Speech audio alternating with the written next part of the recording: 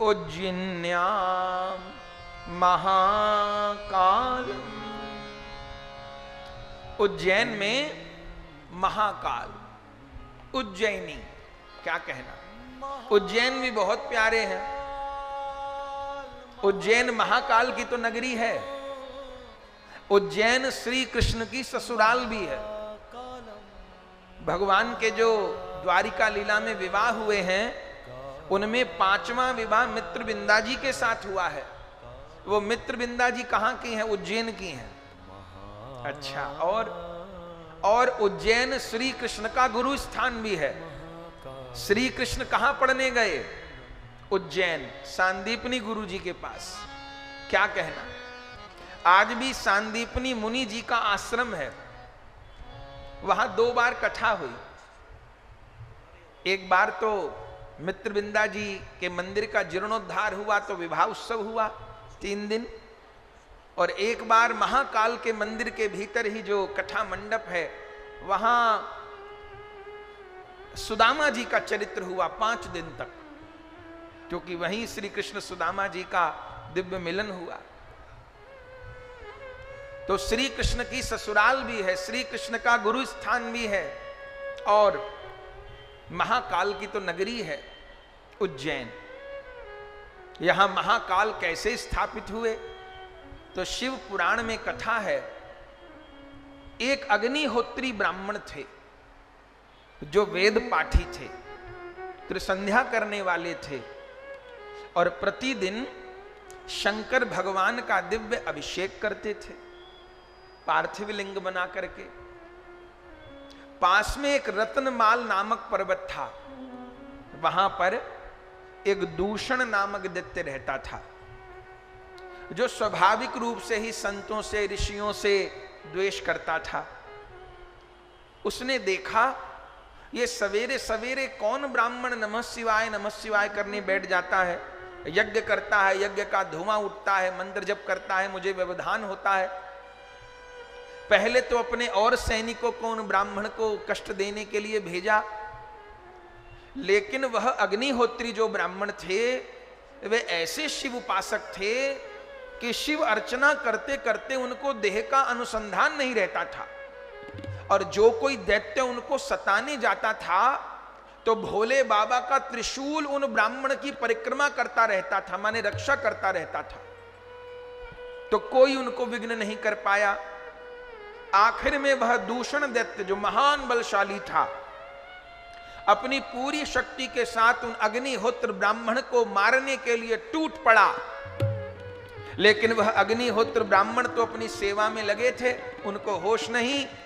जैसे मारने के लिए दूषण दैत्य टूट पड़ा है, उसी समय उन ब्राह्मण के सेवित पार्थिव शिवलिंग से साक्षात महाकाल प्रकट हो गए।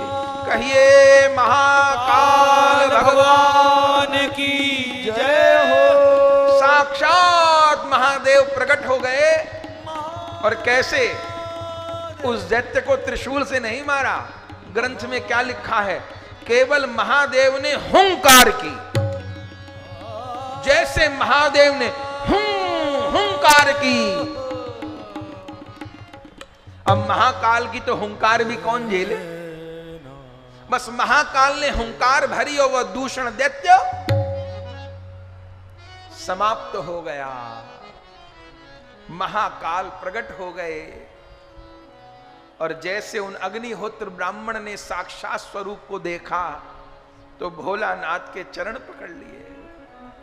हे नाथ, ये दैत्य तो मेरे लिए बहुत परोपकारी हो गया। अभी तक तो आपके शिवलिंग बनाता था, भावना करता था। अरे मेरे जीवन की ये महान विपत्ति मेरे लिए महान संपत्ति हो गई। यदि इस दूषण दैत्य ने मेरे ऊपर प्रहार न किया होता, हमला न किया होता, तो आज साक्षात रूप में मुझे आपका दर्शन न हुआ होता। हे ब्राह्मण, मैं तुम्हारी साधना से अति प्रसन्न हूं। मांगो मांगो, क्या मांगते हो? तब उस ब्राह्मण ने यही मांगा। बंधुओं, जो भक्त होता है ना, वो केवल अपना कल्याण नहीं चाहता। संसारी का स्वभाव होता है बस मेरा कल्याण हो, और ज्यादा से ज्यादा मेरे परिवार का, मेरे पत्नी बच्चों का। लेकिन संत उसको कहते हैं जो सारे जगत का कल्याण चाहता है, जो सबका कल्याण चाहता है।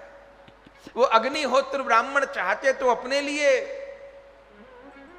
कितना वर मांग सकते थे, लेकिन भोलानाथ जब वर मांगने को कहे तो यही कहा, है भोलानाथ आप आते हुए तो अच्छे लगते हो, जाते हुए अच्छे नहीं लगते, तो बस अब इस रूप से यहीं विराजमान रहो।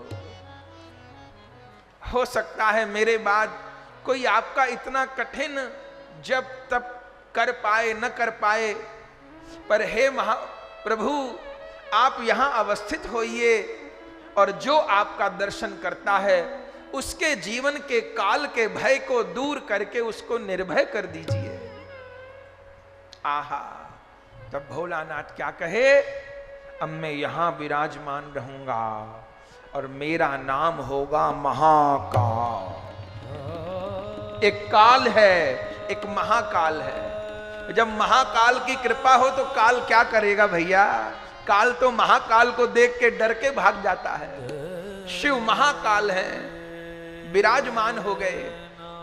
यहां पर हर काल का भय दूर होगा।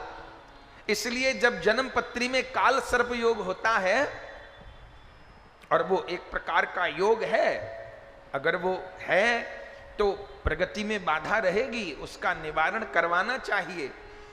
लेकिन सबसे ठीक तरीके से काल सर्प योग का निवारण यदि कहीं होता है तो वो महाकाल में ही होता है। बाकी अन्य जगहों का भी उल्लेख है, लेकिन सबसे उचित रूप से, पूर्ण रूप से समाधान अगर होता है तो महाकाल जी में होता है, उज्जैन में। क्या कहना, तो महाकाल रूप में भोलानाथ विराजमान हो गए, अवस्थित हो गए। फिर कुछ काल के बाद वहां एक चंद्रसेन नामक राजा हुए, वो भी उनकी सेवा पूजा करते थे। वहीं पर एक श्रीकर नाम का गोप बालक था। तब तक ऐसे मंदिर का निर्माण नहीं हुआ था, सार्वजनिक मंदिर नहीं था। बाद में चंद्रसेन राजा हुए, वो पूजा सेवा करते थे। एक गोप बालक हुआ श्रीकर नाम का, वो अपनी मैया के साथ जा रहा था, वहां से निकला हुआ, देखा राजा अर्चना कर रहा है, सेवा कर रहा है। अपनी मैया को कहा मैं भी करूंगा। मां ने कहा बाबरे, राजा का मंदिर है वो, सब लोग नहीं जा सकते, चल यहां से। लेकिन वो बच्चा हट करता ही रहा, नहीं मैं भी शंकर जी की पूजा करूंगा। मां ने कहा बेटा वो राजा का मंदिर है। बोले तो मैं अपना अलग शिव मंदिर बनाऊंगा। कैसे, तो पास में छिपरा नदी है ना, वहां से उसने एक गोल गोल पत्थर उठा लिया, शंकर जी के जैसा, शिवलिंग के जैसा, और घर पर बैठ करके उसी शिवलिंग की पूजा करने लग गया, तन्मय होकर के। अभिषेक कराता था, जल चढ़ाता था, बेलपत्र चढ़ाता था, क्या क्या करता था। अम्मा बहुत दुखी हो गई, ये कुछ काम धाम ही नहीं करता, बस उस पत्थर की पूजा में लगा रहता है। तो कथा है उसकी मां ने उस पत्थर को उठा के छिपरा नदी में फेंक दिया एक दिन, चल हट, रात दिन इसी में लगा रहता है। तो जैसे उस शिला को उसकी मां ने फेंका नदी में, तो वो बालक व्याकुल होकर चीख चीख कर रोने लग गया, मेरे भोलानाथ, मेरे भोलानाथ, मेरे भोलानाथ। और वह बालक छिपरा नदी में कूद के प्राण त्याग देता। मां व्याकुल हो जाती, वो बालक भागता रहा, मेरे भोलानाथ, मेरे भोलानाथ कहते कहते, और कूद जाना चाहता था। उसी समय उस महाकाल के शिवलिंग से पुनः महाकाल प्रकट हो गए और उस भागते डूबते बच्चे को बचा लिया।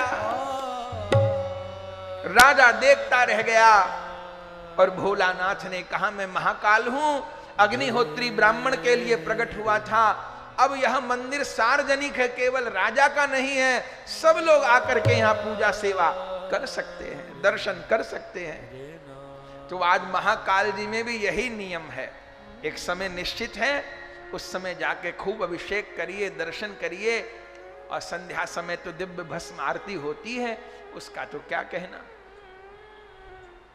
महाकाल